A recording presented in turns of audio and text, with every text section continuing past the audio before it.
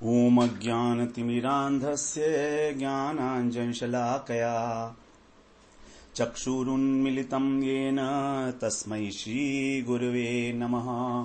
वन्देऽहं श्रीगुरो श्रीयुक्तपदकमलं श्रीगुरून् वैष्णवांश्च श्रीरूपं साग्रजातं सहगण रघुनाथान्वितं तं सजीवं साद्वैतं सावधूतं परिजनसहितं कृष्ण चैतन्यदेवं श्रीराधा कृष्णपादान् सहगण ललिता श्रीविशाखान्वितांश्च तमादिदेवं करुणानिधानं तमालवर्णं सुहितावतारम् अपार संसार समुद्र सेतुं भजामहे भागवत स्वरूपम्। हे देव हे दैत हे भुवनैक बंधो हे कृष्ण हे चपल हे करुणैक सिंधो हे नाथ हे रमण हे नयनाभिराम हा हा कदानुभवितासि पदं दृशोर्मे। श्री कृष्ण चैतन्य प्रभो नित्यानंद श्री अद्वैत गदाधर शिवसदि गौर भक्त वृंद। हरे कृष्णा कृष्णा कृष्णा हरे हरे हरे राम राम राम हरे हरे। हरे कृष्णा। सर्वप्रथम मैं अपने गुरुपाद पद्म ओम विष्णुपाद अष्टोत्तर शत श्री श्रीमद् भक्तिवेदांत माधव गोस्वामी महाराज के चरण कमलों में अनंत कोटि दंडवत प्रणाम का ज्ञापन करता हूं। हम लोग श्रीमद् भागवत पुराण के दशम स्कंध में 12 अध्याय जिसमें अघासुर उद्धार की लीला है उसका हम लोग श्रवण कर रहे हैं। भगवान किस प्रकार असुरों को मारकर उनको जो है उद्धार कर रहे हैं। यहां पर अघासुर को भगवान ने सारूप्य मुक्ति दी है, वैकुंठीय मुक्ति, जबकि वो एक पाप का ही स्वरूप था। अघ का मतलब ही होता है पाप, तो ऐसे पापी को भी भगवान ने जो है सारूप्य मुक्ति दी है। बड़ा विचित्र भगवान की कृपा का विधान है। कब भगवान कौन सी कृपा कर दें इसका कुछ कहा नहीं जा सकता। जब अघासुर के मुख में भगवान ने प्रवेश किया तो त्राही त्राही मच गई देवताओं में। अब सखा तो पहले प्रवेश कर गए थे, बछड़े और सखा। जब कृष्ण ने प्रवेश किया तो देवता लोग त्राही त्राही कर दिए। अब जब भगवान ने सुना कि देवता लोग त्राही त्राही कर रहे हैं और असुर लोग आनंद मना रहे हैं, तब भगवान स्वयं को अपने शरीर को उन्होंने बढ़ाना आरंभ किया। तुरंत बहुत तेजी के साथ आरंभ नहीं किया, जैसे ही सोचा वैसे ही भगवान का शरीर पूरा बढ़ गया। भगवान जिस प्रकार से सोचते हैं, संकल्प करते हैं, तुरंत हो जाती है वो बात, बिना एक क्षण गंवाए। तभी जो है उस असुर की जो है वो चाह ही रहा था कि अब बस इनको मैं क्रश कर दूं अपने जबड़ों में भींचकर, दांतों में भींचकर। लेकिन तभी भगवान ने जब अपना शरीर बहुत विशाल कर लिया तो उसका जो प्राण वायु थी वो अवरुद्ध हो गई। श्वास लेने के लिए उसको कहीं जगह ही नहीं मिली। तब उसका ब्रह्मरंध्र फोड़कर और वो प्राण वायु वहां से निकलती है ऊपर से। और जब वो उसके साथ ही, क्योंकि प्राण हमारे क्या है, उदान, हमारी जो आत्मा है वो सूक्ष्म शरीर के साथ गति करती है। तो अब इस असुर का, क्योंकि भगवान इसके मुख में प्रवेश कर गए हैं, तो इसका जो है स्पर्श हो गया है भगवान से। स्पर्श होने के कारण इसका शरीर तो जो है, सूक्ष्म शरीर तो वहीं पर ही तिरोहित हो गया। अब जो आत्मा है, जो ज्योति है, वो आत्म ज्योति, वो उदान प्राण, जो हमारे अंदर एक 5 प्रकार के मुख्य प्राण हैं, प्राण, अपान, समान, व्यान और उदान। तो उदान जो है उस प्राण को लेकर आत्मा बाहर निकलती है। तो वो वाला हमारा जो प्राण है वो इसीलिए काम आता है कि आत्मा को लेकर बाहर निकलता है वो। तो आत्मा जो है ज्योति के रूप में जब बाहर निकली तो वो जो है आकाश में स्थित हो गई। और अभी कृष्ण तो अंदर ही हैं। जब कृष्ण है उन्होंने अपनी जो अमृतमयी दृष्टि से सभी बछड़े और जो सखा थे उनको जीवित कर दिया, क्योंकि वो सब मूर्छित प्राय हो गए थे। और इस प्रकार से जब वो बाहर निकले तब वो ज्योति जो है कृष्ण के चरणों में विलीन हुई। तो जब तक कृष्ण बाहर नहीं निकले तब तक वो ज्योति आकाश में स्थित रही। और आश्चर्य की बात यह है कि आत्मा को किसी के द्वारा देखा नहीं जाता कभी भी, क्योंकि वो एक चिन्मय तत्व है। तो लेकिन भगवान की कृपा होने के कारण, भगवान की इच्छा के कारण जो देवता लोग वहां पर ये सब लीलाएं देख रहे थे, उनके देखते देखते ही उन्होंने देखा कि वो 10 दिशाओं को प्रकाशित कर रही है वो ज्योति, और वो प्रतीक्षा कर रही है। तो जैसे ही कृष्ण निकले वो ज्योति उनके चरणों में समा गई। तो भगवान की इच्छा थी इस प्रकार कि देखिए किस प्रकार से भगवान जो है अपनी मुक्ति प्रदान करते हैं, क्योंकि भगवान हतारी गति दायत्व हैं। उनके द्वारा जो भी वध किया जाता है जिसका भी असुर का, उसको भगवान जो है साधारण रूप से तो सायुज्य मुक्ति देते हैं, लेकिन यहां का अघासुर के ऊपर भगवान की विशेष कृपा है और उसको वो वैकुंठीय मुक्ति अर्थात अपने समान ही रूप, चतुर्भुज रूप जो है वो दे रहे हैं, प्रोवाइड कर रहे हैं।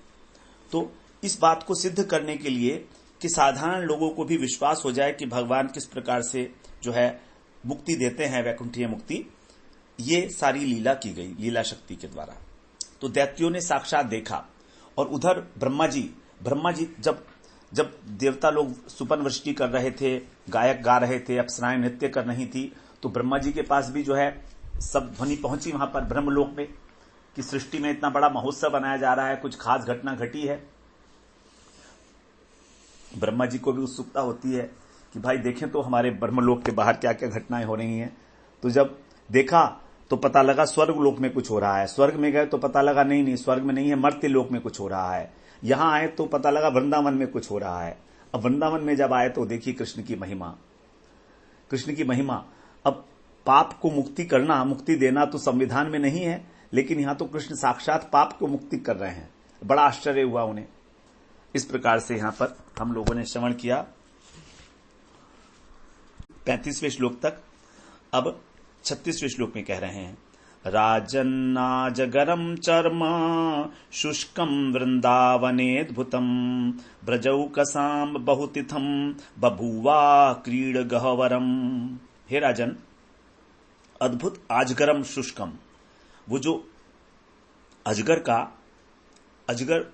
का जो शुष्क सूखा हुआ चमड़ा था, वो बहुत काल तक वृंदावन में ब्रजौकसाम ब्रजवासियों के लिए आक्रीड गहवरम, उनकी क्रीड़ा करने के लिए गुफा के रूप में, गहवर माने गुफा के रूप में, बभू माने उसका व्यवहार किया गया।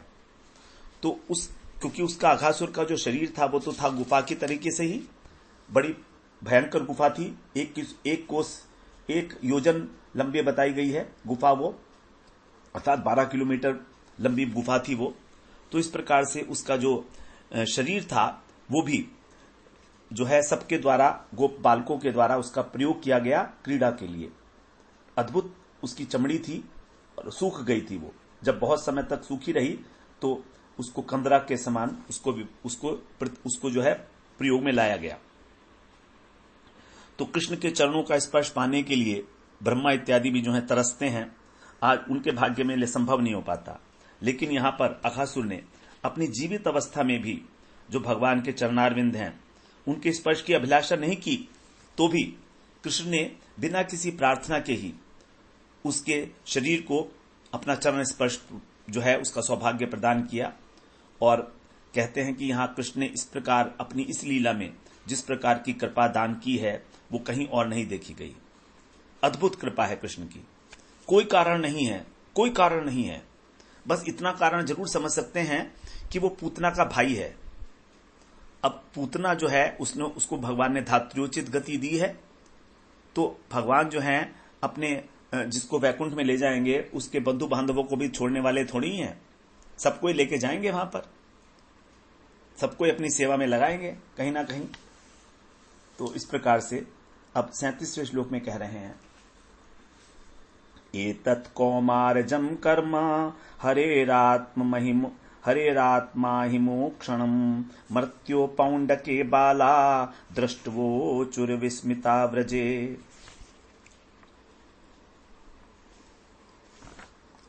हरे माने श्री कृष्ण, हरि जो हैं उनके कौमारजम 5 वर्ष का जो कौमार है, कुमार अवस्था, उसमें मृत्यु रूपी जो आत्म ही अही माने अघासुर जो सर्प के रूप में आया था, तो उस मृत्यु रूपी अघासुर से अपने को आत्मा अपने को और संसार दशा से उसको मुक्त करने पर भी मोक्षणम अहिमोक्षणम, जैसे हमने गजेंद्र मोक्ष सुना है, यहां पर अहिमोक्ष हो रहा है, सर्प का भी जो है मोक्ष हो रहा है यहां पर। तो संसार दशा से भी उसको मुक्त करने पर भी एतत् कर्म दृष्टवा, इस कर्म को देखकर विस्मित बाला, जो उनके सखा हैं अत्यंत विस्मित हैं, तो भी पौगंड के उन्होंने छठे वर्ष में ब्रज में उचूमा ने कहा, अर्थात ये जो लीला हुई थी ये हुई थी 5 वर्ष की आयु में, लेकिन इस लीला का जो वर्णन किया गया ब्रज में सखाओं के द्वारा वो 6 वर्ष की अवस्था में किया गया। भगवान ने इस 5वें वर्ष की उम्र में अघासुर से अपने को बचाया और उसका उद्धार किया, और ये देखकर बड़े विस्मित हुए ग्वाल बाल। और ग्वाल बाल प्रत्येक घटना का वर्णन जब ब्रज में जाते थे तो भगवान की लीलाओं का गान करते थे। आज क्या हुआ वन में, सब माता पिता गोप बालक सब पूछते थे ब्रजवासी कि आज सुनाओ, आज सुनाओ। सारा दिन तो यही चलता रहता था, कृष्ण की लीला है वहां पर। तो बड़े नमक मिर्ची डाल के और बालक लोग जो हैं सुनाया करते थे कृष्ण की लीलाएं प्रतिदिन। लेकिन ये वाली लीलाएं जो है 6ठे वर्ष में उनको बताई गई ब्रजवासियों को। बड़े आश्चर्य की बात है। तो उन्होंने देखा तो था इस लीला को 5वें वर्ष में, लेकिन वर्णन किया उसका 6ठे वर्ष में, जब पौगंड आयु प्राप्त हो गई। तो कुमार 6ठे वर्ष से जो है कुमार वो पौगंड जो है वो लग जाता है। 5 से लेकर 10 तक पौगंड अवस्था होती है। और जो है पहले तो जन्म से लेकर 2 वर्ष तक तो कहते हैं शिशु है, और उसके बाद फिर कुमार अवस्था बोलते हैं 5 वर्ष तक। तो कृष्ण ने आज जो है किस प्रकार से अघासुर से बालकों का उद्धार किया, ये बड़ी विचित्र बात है। ये तो जब सुखदेव जी ने ये बात बताई है कि वहां पर जाकर सबको बच्चों ने बताया कि आज हम कैसे बड़ी महान विपत्ति में फंस गए थे, एक विशाल अजगर रास्ते में मुंह खोल के पड़ा हुआ था निश्चल होकर, और हम सब उसके मुंह में चले गए बछड़ों के साथ। उसके बाद कन्हैया ने हमारी रक्षा की, वहां का अजगर को मार डाला। और केवल इतना ही नहीं हुआ, वहां पर आकाश से बड़े सारे फूल बरसे, मृदंग बजे, हमने सुनाई दिए हमको, सारा आकाश जो है वो गुंजायमान हो रहा था। तो ये सारी बातें नंद बाबा यशोदा मैया ने सुनी, गोप गोपियों ने बड़े अत्यंत विस्मित हुए वो भी। लेकिन ये सारी जो चर्चा की गई है ये की गई है 6ठे वर्ष में, अर्थात 1 वर्ष बाद। तो यहां पर अघासुर का उद्धार किया गया। यहां पर बड़ी विचित्र बात, मतलब इस लीला के द्वारा ये पता लगता है कि चाहे कितना ही बड़े से बड़ा पापी क्यों ना हो, चाहे मूर्तिमान पाप ही क्यों ना आगे खड़ा गया हो, यदि उसके घर में भक्त आ जाएंगे तो भक्त के पीछे पीछे भगवान भी पहुंच जाएंगे। अब यहां पर उस पाप के घर में, अर्थात मुंह में उसके भगवान के भक्त जो सखा हैं वो घुस गए। तो इस प्रकार से तो उसको भी भागवती गति जो है प्राप्त हुई है। भगवान स्वयं आ जाएं तो कहना ही क्या है। तो यहां पर तो भगवान स्वयं भी आ गए हैं, यही यहां पर विचित्र बात है। आगे बता रहे हैं 39वें श्लोक में, नहीं 38वें श्लोक में कह रहे हैं अभी, नैतद् विचित्रम मनुजार्भमायिनः परावराणाम परमस्य वेधसः अघोपि यतिस्पर्शन धौतपातकः प्रापात्म साम्यं त्वसतां सुदुर्लभम। मनुजार्भ माइन, मनुज माने मनुष्य, अर्भ माने बालक, माइन माने माया। तो जो माया के द्वारा बालक बने हुए हैं ऐसे भगवान परावराणाम,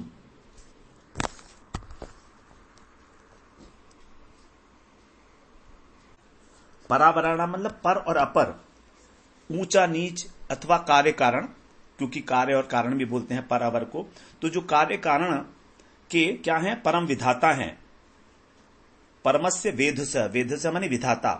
तो जितनी भी वस्तुएं हैं इस जगत में, चाहे उच्च कोटि की हो चाहे निकृष्ट कोटि की हो, सभी अघोपी वो भगवान जो हैं इस प्रकार से जब लीला अपना लीला कर रहे हैं, मनुष्यवत लीला कर रहे हैं माया के द्वारा, अघोपी चाहे वो पाप ही क्यों ना हो साक्षात। अब यहां पर जो है अघासुर तो पाप ही था। यत स्पर्शन, जिनके स्पर्श मास से धौतपातक पवित्र हो जाता है, पाप धुल गए उसके, ऐसा। असताम दुर्लभम, जो असाधुओं के लिए दुर्लभ हैं, बिल्कुल भगवान उस प्रकार के भगवान के द्वारा जो है ये अघासुर शुद्ध होकर और सारूप्य मुक्ति को प्राप्त किए। प्राप्तताम आत्मसाम्यम, आत्मसाम्यम माने अपने प्रकार के, क्योंकि भगवान कैसे हैं, मायातीत हैं, तो केवल माया के द्वारा अपनी योग माया का आश्रय लेकर वो केवल इस प्रकार का जो है लीला कर रहे हैं, लेकिन उनके स्पर्श मात्र से जो है कोई भी भगवान की गति को प्राप्त करता है, आत्मसाम्यम गति को प्राप्त करता है शुद्ध होकर। और ये कोई विशेष बात नहीं है भगवान के लिए इसमें, क्योंकि वो तो स्वयं चिन्मय तत्व हैं। तो यहां पर जो है कह रहे हैं कि ऐसा कृष्ण के लिए कोई भी विचित्र काम नहीं है, न एतत् विचित्रम, इसमें कोई विचित्र बात नहीं हुई है। हम सोच रहे हैं ना बड़ी विचित्र घटना हो गई है, वो कह रहे हैं नहीं ऐसा कुछ नहीं है। उनके लिए क्या असंभव है? तो जिनके स्पर्श मात्र से जो है उसका सारा पांच भौतिक शरीर भी, अब पूतना के विषय में हम सुना है कि उसका पांच भौतिक शरीर भी सुगंध युक्त हो गया था, तो उसी प्रकार से यहां पर भी भगवान का स्पर्श हुआ है उसकी देह से, तो मृत देह का जो ढांचा था उसके अंदर किसी प्रकार की कोई बदबू इत्यादि नहीं रही, और वो भी क्रीड़ा स्थल बन गया, अर्थात वो भी सुगंधित हो गया। तो यहां पर भगवान को आत्मसाम्यम के द्वारा जो भगवान ने उसको सारूप्य मुक्ति प्राप्त प्रदान की है, जो कि असुरों के लिए अत्यंत दुर्लभ है। तो इस प्रकार से, और भक्तों को प्राप्त होने वाली साम्य मुक्ति ये भक्तों के द्वारा भी जो अतिशय दुर्लभ है, ऐसी ये केवल कृष्ण की कृपा ही हो सकती है और इसके अतिरिक्त कुछ नहीं है। चार प्रकार की जो वैकुंठीय मुक्ति है वो है सारूप्य, मतलब अपने समान रूप दे देना, उसके बाद सालोक्य, जो भगवान का लोक है वैकुंठ उसको प्राप्त करना, सृष्टि माने भगवान के समान ऐश्वर्य की प्राप्ति करना, और सामीप्य, सामीप्य का अर्थ है भगवान के समीप रहना। तो जो सामीप्य मुक्ति है उसमें भगवान की सेवा का भी अवसर मिलता है, जो नारायण है उनकी सेवा के लिए भी। तो ये भगवान की जो है चार प्रकार की वैकुंठीय मुक्तियों में से उसको सारूप्य मुक्ति दी गई है। तो क्योंकि सामीप्य के अंदर जब भगवान के निकट रहेगा तो क्या करेगा, सेवा करेगा, इसलिए। अब यहां पर आगे बता रहे हैं कि भागवती गति दी है जो दुर्लभ है, असतों के लिए दुर्लभ है। और यहां पर भगवान को कहा मनुजर्भ माइन, अर्थात माया के द्वारा जो केवल इस जो है अर्भक रूप अर्थात बाल रूप को धारण किए हुए हैं, इस प्रकार से यहां पर बताया गया। अब आगे कह रहे हैं 39वें श्लोक में, सकृद यदंग प्रतिमांतराहिता मनोमयी भागवतीम ददौ गतिम स एव नित्यात्म सुखानुभूत्य भे व्युदस्य मायोंतरगतो हि किम पुनः। सकृत माने एक बार भी, केवल एक बार, मनोमयी मन के द्वारा जो चिंतन की गई है, ऐसी मन में एक बार यदि स्मरण कर लिया जाए, यदंग प्रतिमा, जिनकी अंग प्रतिमा को अर्थात भगवान के अंगों को, भगवान के श्री विग्रह को मन ही मन यदि एक बार भी स्मरण करके हृदय में बिठा लिया जाए, अंतः आहिता, अंतः माने हृदय के अंदर, आहिता माने जबरदस्ती स्थापित कर लो, चाहे मन करे ना करे तो भी कर लो, भगवान को स्थापित कर लो, तब भागवतीम गतिम ददौ, भगवान उसको जो है परम गति की प्राप्ति हो जाती है।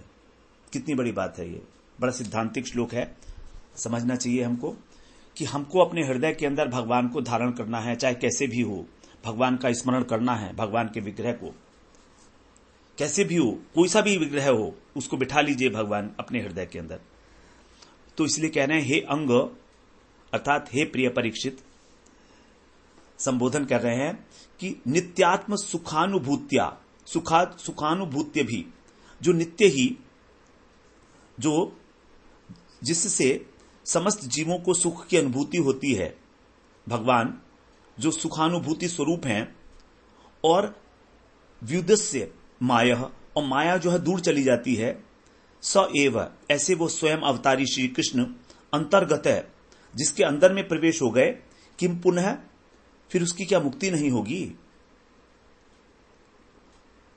सुखदेव जी कह रहे हैं कि कैमुतिक न्याय के अनुसार कि यदि हम अपने अंतःकरण के अंदर भगवान के श्री विग्रह को बिठा लिए जाएं, जो कि मनोमयी मूर्ति है, अपने मन से बनाई हुई, आर्टिफिशियल, बिल्कुल आर्टिफिशियल, तो ऐसी मूर्ति को जब हम अपने विग्रह को हृदय में बिठा लेते हैं, उसकी सेवा पूजा करते हैं, उसका स्मरण करते हैं, तो भगवान साक्षात जिसके मुख में चले जाएं, क्या उसकी गति नहीं होगी? कैमुतिक न्याय के अनुसार बड़ी सुंदर बात बताई है यहां पर। सारूप्य मुक्ति का कारण बता रहे हैं कि जिनका अंग का मतलब है मूर्ति, श्री विग्रह है, जैसे भगवान की मदन मोहन मूर्ति है, गोविंद देव है, जगन्नाथ जी हैं, ये यदि हम इनको बलपूर्वक आहिता हृदय में धारण करेंगे तो धारण करने से क्या हुआ? खटवांग राजा थे, उन्होंने केवल आधी घड़ी के अंदर ही भगवत प्राप्ति की है। 2 घड़ी का समय था, 1 घड़ी में, 1 घड़ी के अंदर तो उन्होंने सब राज्यपास दे दिया था अपने बच्चों को, और 1 घड़ी यानी 24 मिनट में भगवान के ऊपर अपने हृदय को स्थापित करके विग्रह के ऊपर प्रहलाद जी को भागवती गति प्रोवाइड की है। तो फिर ऐसे भगवान जो सुख अनुभूति स्वरूप हैं स्वयं और माया को दूर करने वाले हैं, माया व्युदस्य, तो उनके भीतर, क्योंकि भगवान कैसे हैं? सुखानुभूति स्वरूप, आनंदमय हैं, और मामेव ये प्रपद्यन्ते माया मेताम तरंतिते, माया को दूर भगाने वाले हैं। मयाध्यक्ष प्रकृति, माया के जो स्वामी हैं, देवी हेशा गुणमयी, मेरी ही माया है, तो उसको भगाने वाले भगवान जिसमें प्रवेश किए, उसको सारूप्य दे दी, तो क्या आश्चर्य है? यदि कहें कि खटवांग महाराज ने तो भगवान की भक्ति की थी, प्रहलाद महाराज ने भी स्मरण भक्ति की थी, लेकिन अघासुर तो जो है वो प्रतिकूल भाव था, भक्ति का अभाव था, और भगवान ने कहा है मैं तो केवल भक्ति के द्वारा ही जो है पाया जा सकता हूं।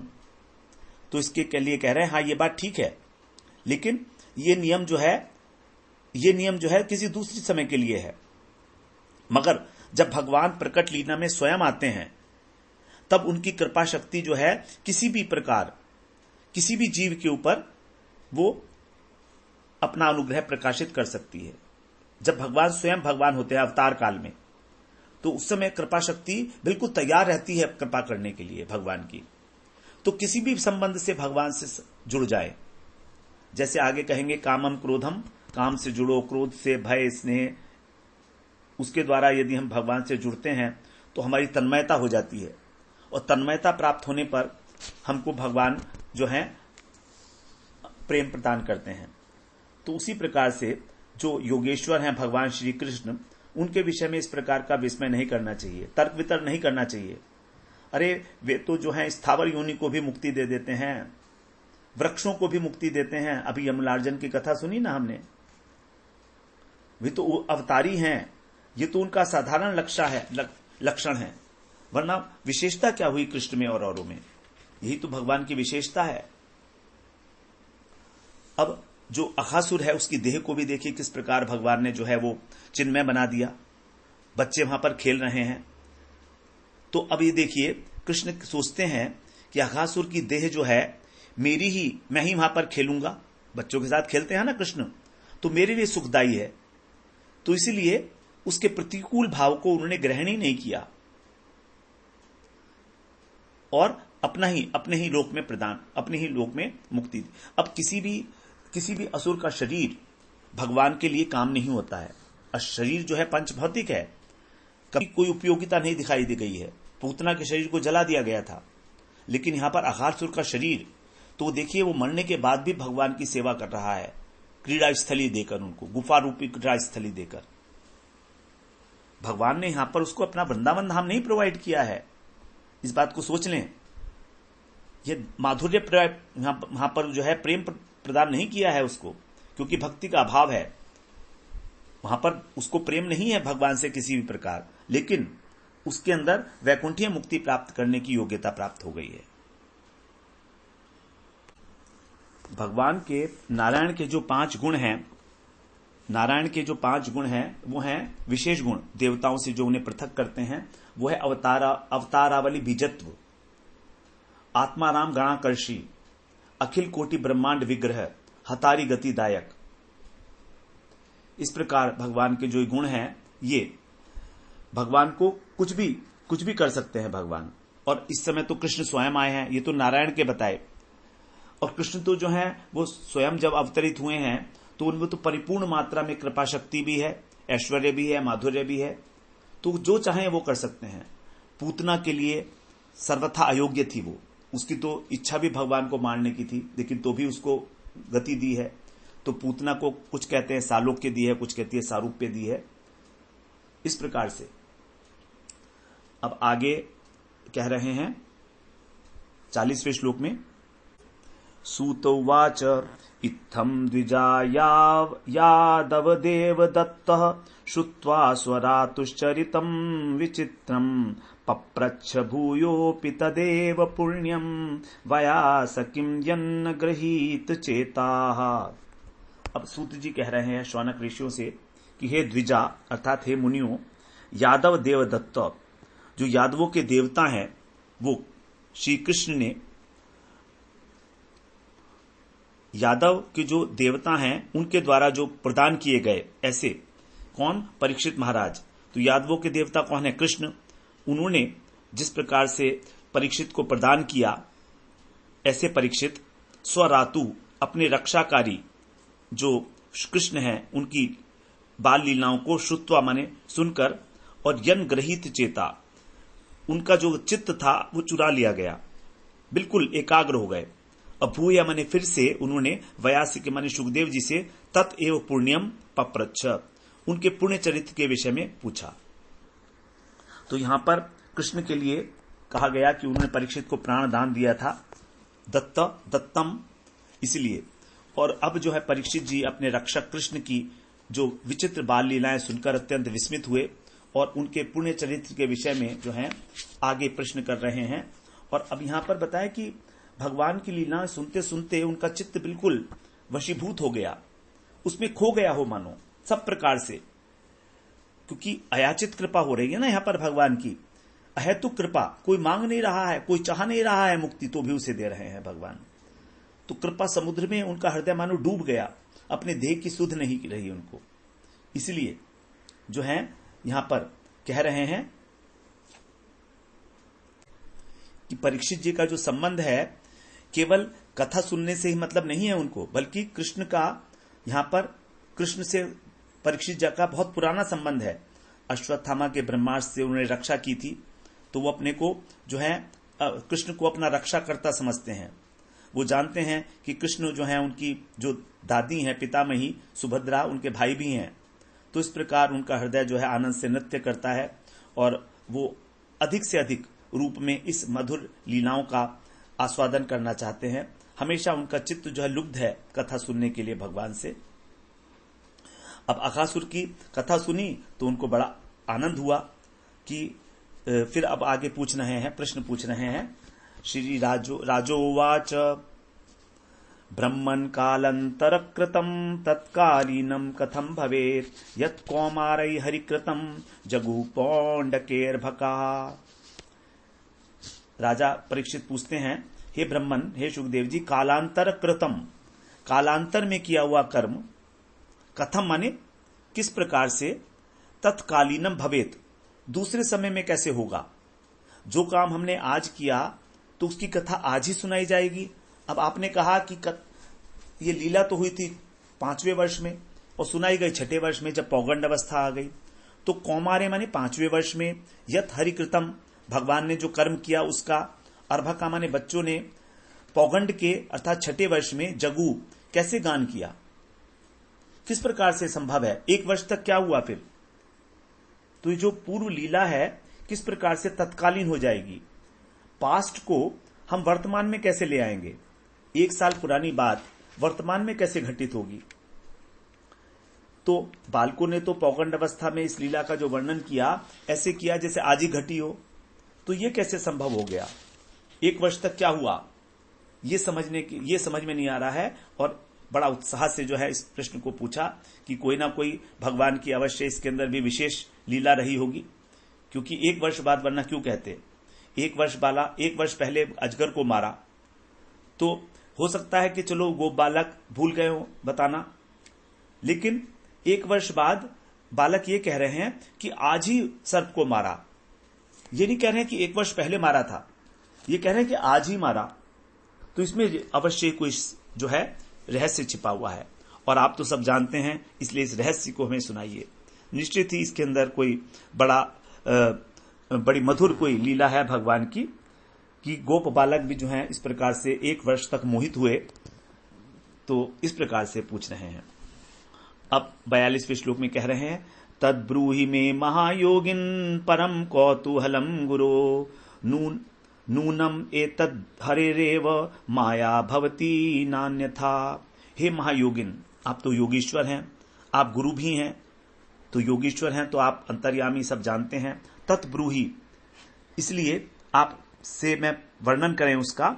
मैं परम कौतूहलम, मुझे बड़ा कौतूहल हो रहा है इस विषय में, मैं जानना चाहता हूं। इसलिए नूनम माने निश्चित रूप से, एतत् ये जो है क्या था, हरे एव माया, भगवान की कोई माया होगी, न अन्यथा भवती, और कुछ नहीं हो सकता। इसमें भी भगवान की कोई विशेष माया है और कोई कारण तो नहीं हो सकता, क्योंकि माया क्या है, असंभव कोई संभव कर देती है। तो भगवान की माया कहने का अर्थ है यहां पर योग माया, महामाया नहीं। भगवान की जो अपनी शक्ति है वो तो योग माया ही है। भगवान जितने भी कार्य करते हैं अपनी चित्त शक्ति कहो, अंतरंगा शक्ति कहो, योग माया कहो, उसका आश्रय लेकर करते हैं। महामाया को हम यहां नहीं लेंगे, क्योंकि महामाया तो केवल जगत के लोगों को भगवत विमुख करती है, संसार में आसक्त करती है। और भगवान के जो परिकर हैं वो हमें कभी भी केवल योग माया के द्वारा ही वो जो है मोहित किए जा सकते हैं। महामाया तो उन्हें स्पर्श भी नहीं कर सकती है। तो यहां पर परीक्षित महाराज की और शौनक ऋषि की दोनों की एक ही स्थिति है। दोनों ही जो हैं विस्मित हैं। दोनों के मन में इसी प्रकार का प्रश्न उठ रहा है भगवान की अयाचित कृपा को देखकर। जब भगवान की हम कृपा का इस प्रकार श्रवण करते हैं तो भक्त जो है बड़ा आनंदित होता है, बहुत आनंद मिलता है, उसको बहुत आनंद मिलता है, क्योंकि उसे एक आशा बनती है कि शायद कभी भगवान मुझ पे भी कृपा करेंगे। तो इस प्रकार से शौनक जी जो हैं वो भी अपनी सुध बुध खो बैठे थे, परीक्षित महाराज भी जो है खोए हुए थे पूरी लीलाओं में। तो इस प्रकार से जो है दोनों को ही आश्चर्य हो रहा है, और परीक्षित महाराज सोचते हैं कि अवश्य ही जो है इसके अंदर कोई ना कोई रहस्य है, कोई रसीली कथा है। अब आगे कह रहे हैं परीक्षित जी, वयम धन्यतमा लोके गुरुरोपि क्षत्र बंधवः वयम पिबामो मुस्तत्व पुण्यम कृष्ण कथामृतम। बड़ी सुंदर, बड़े दीनहीन होकर परीक्षित महाराज देखिए कैसे कह रहे हैं, हे गुरु वयम, अर्थात आप हमारे गुरु हैं, और हम क्या हैं, क्षत्रिय बंधव, क्षत्रिय बंधु अर्थात अधम क्षत्रिय हैं। जैसे ब्रह्म बंधु होता है, जो अधम ब्राह्मण होता है उसको बोलते हैं ब्रह्म बंधु। जो क्षत्रिय अधम क्षत्रिय होता है अर्थात क्षत्रिय होके भी क्षत्रिय धर्म का पालन नहीं करता, उसको बोलते हैं क्षत्रिय बंधु। तो परीक्षित महाराज यहां पर सब प्रकार से योग्य हैं, चक्रवर्ती सम्राट हैं, पता नहीं कितने ही उन्होंने जो है अश्वमेध यज्ञ जीते हैं, लेकिन अपने को अधम क्षत्रिय कह रहे हैं। ये दीनता है परीक्षित महाराज की, कि हम क्षत्रिय अधम होने पर भी लोक के धन्यतमा, इस संसार में बड़े धन्य हैं हम, क्योंकि त्वत्तः आपसे हमको मुंह माने निरंतर पुण्यम, परम पवित्र करने वाली जो हरि कथामृतम है, कृष्ण कथामृतम है, वयम पिबामो, पान कर रहे हैं। तो यदि हमें भगवान की कथा मिलती है तो हमें अनुभव होना चाहिए कि हम अत्यंत धन्य हैं। तभी तो यही तो होगी कि हम कृतार्थ हो रहे हैं भगवान की कथा सुन के। किस प्रकार से जो है भगवान की कथाओं में आनंद का समुद्र जो है लहरा रहा है। तो इस प्रकार से अपने को बड़ा धन्य समझ रहे हैं कि हम तो इस योग्य नहीं हैं, लेकिन आप तो गुरु हो, और गुरु हमेशा स्नेह परायण होते हैं। गुरु अपने शिष्य, गुरु क्या होते हैं, शिष्य वत्सल। मेरे गुरुजी बताते हैं कि पिता होता है पुत्र वत्सल, भगवान होते हैं भक्त वत्सल, और गुरु होते हैं शिष्य वत्सल। तो ये वात्सल्य जो है उनका शिष्य के प्रति निरंतर प्रभावित होता है। तो इसलिए कह रहे हैं कि जो गुरु होते हैं वो तो गुप्त से गुप्त बात भी बता देते हैं। शिष्य से गुरुवो गुह्यम अप्युत, पहले आ चुका है ये बात, कि पहले स्कंध में बताया था, पहले श्लोक में 8वें श्लोक में, पहले स्कंध के पहले अध्याय के, ब्रूयु स्निग्धस्य शिष्यस्य गुरुवो गुह्यम अप्युत, कि मैं आपका शिष्य हूं इसलिए आप मुझे गोपनीय रहस्य भी बताइए। तो इसके अनुसार जो है हम आपके श्रीमुख से हरि कथा का पान कर रहे हैं, और इससे जो है परीक्षित महाराज का गुरु के प्रति, सुखदेव जी के प्रति स्नेह प्रकाशित हो रहा है, कितना प्रेम है आपको अपने गुरु से। अब सूत जी कह रहे हैं, सूतो वाच इत्थम स्म पृष्ट सतु बादनायणे तत्स्मारितानंत हृताखिलेन्द्रिय कृच्छ्रात पुनर्लब्ध बहिर्दृशी शनै प्रत्याहतम भागवतोत्तमोत्तमा। क्या बात है।